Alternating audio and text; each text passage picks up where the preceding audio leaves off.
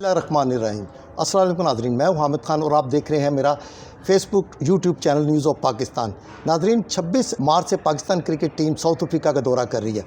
आज इस हवाले से हम बात करेंगे और ये भी देखेंगे कि जो इतराज़ात पाकिस्तान क्रिकेट टीम की सिलेक्शन कमेटी पर उठाए जा रहे हैं वो कितने दुरुस्त हैं और इसमें कितने जो बातें हैं वो गलत हैं, इस पर भी हम बात करेंगे।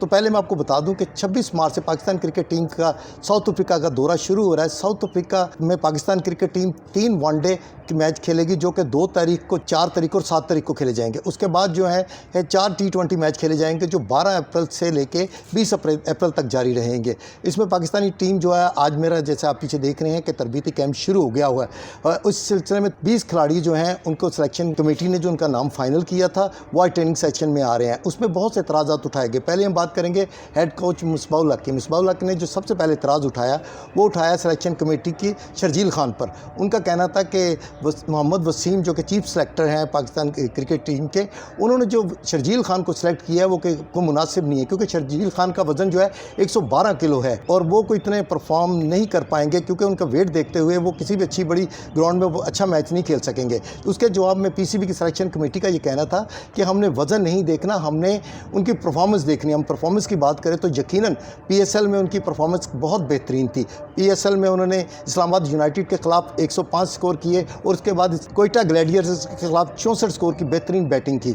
वो छक्के मारने वाले पीएसएल के पहले बैट्समैन बन गए। इसी वजह से ना उनकी परफॉर्मेंस को देखते हुए पाकिस्तान क्रिकेट टीम में उनको सेलेक्ट किया गया। और इस पे एक बात ये भी जो सामने आई वो ये थी कि उनकी सिलेक्शन में बाबर आजम का भी बड़ा अहम रोल था। बाबर आजम चाहते थे कि T20 में, चूँकि वो ऐसा फॉर्मेट है जो शॉर्ट फॉर्मेट होता है, उसमें ऐसे बैट्समैन की ज़रूरत होती है जो लंबी हिटें मारे और तेज़ रन्स करे, इसलिए शर्जील खान को शामिल किया गया। दूसरा, हेड कोच मिसबा का कहना था कि यासर जो कि एक अच्छा परफॉर्मर है उसको शामिल नहीं किया गया। इसके बाद हम बात करते हैं दूसरा एतराज़ जो पीसीबी की सिलेक्शन कमेटी पे किया गया, वो किया साबका कप्तान और बैट्समैन विकेट कीपर राशिद लतीफ़ ने। राशिद लतीफ़ का कहना था कि जो 5 मेंबर्स हैं सिलेक्शन कमेटी के, वो अपनी पसंद नापसंद को तरजीह देते हैं और ऐसे खिलाड़ी को वो सिलेक्ट करते हैं जो कि उनकी पसंद पे आते हैं। यही बात उन्होंने फ्रेंचाइज़ पे की। उन्होंने कहा जब फ्रेंचाइज़ टीमें जो कुछ सेलेक्ट करती हैं, फ्रेंचाइज़ हमेशा उन लोगों को सिलेक्ट करती हैं जो उनकी पसंद के होती हैं। उन्होंने एक मिसाल दी राशिद लतीफ़ ने। उन्होंने कहा कि मैंने कराची में KPK के इरफान शाह को खेलते हुए देखा, वो रड़ा विकेट थी, कराची की विकेट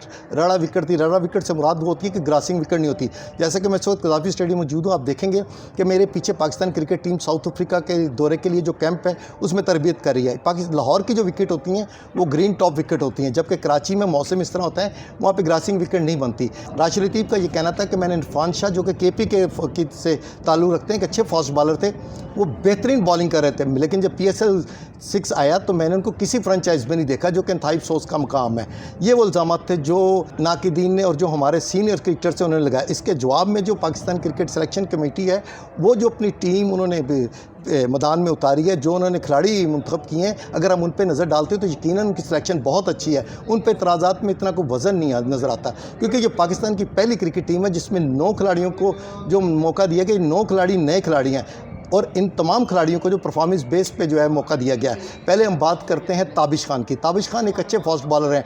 उन्होंने पिछले 3 साल में जो है डोमेस्टिक क्रिकेट कायद-ए-आज़म ट्रॉफी में बेहतरीन परफॉर्मेंस दी है और 598 खिलाड़ियों को आउट किया है। यकीनन ये किसी बॉलर के लिए बड़ा अच्छा और एहसन जो है मिसाल है कि उन्होंने 598 खिलाड़ी को आउट किया है और वो अपनी परफॉर्मेंस पे आए। वो पिछले 3 साल से मुसलसल कोशिश कर रहे थे और सिलेक्शन कमेटी की नज़रों और मेयार पे वो उतरे हैं और उनको टीम में सेलेक्ट किया, लिहाजा उन पर भी कोई इतराज़ नहीं बनता। दूसरी हम बात करते हैं लोरा दीर, एक पाकिस्तान का एक जो हम कहते हैं फाटा का इलाका है, वहाँ से एक बैट्समैन हमने देखा है कि उसको सेलेक्ट किया गया। उसका नाम है कामरान गुलाम।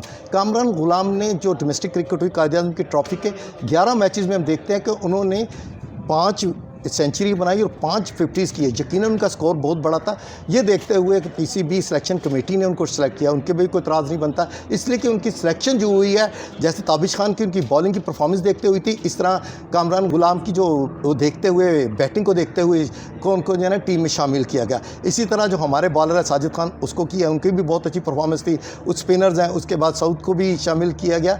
ये वो सारे 9 खिलाड़ी हैं जिनको उनकी परफॉर्मेंस देखते हुए पाकिस्तान क्रिकेट बोर्ड ने सेलेक्ट किया और इस पर इतराज़ात करना तो शायद हमारा एक वतीरा बन गया है, कि हमारे यहाँ एक रवायत बन गई है कि हम खिलाड़ियों पे सिलेक्शन कमेटी जो खिलाड़ियों को सिलेक्ट करती है उस पर एतराज़ करते हैं।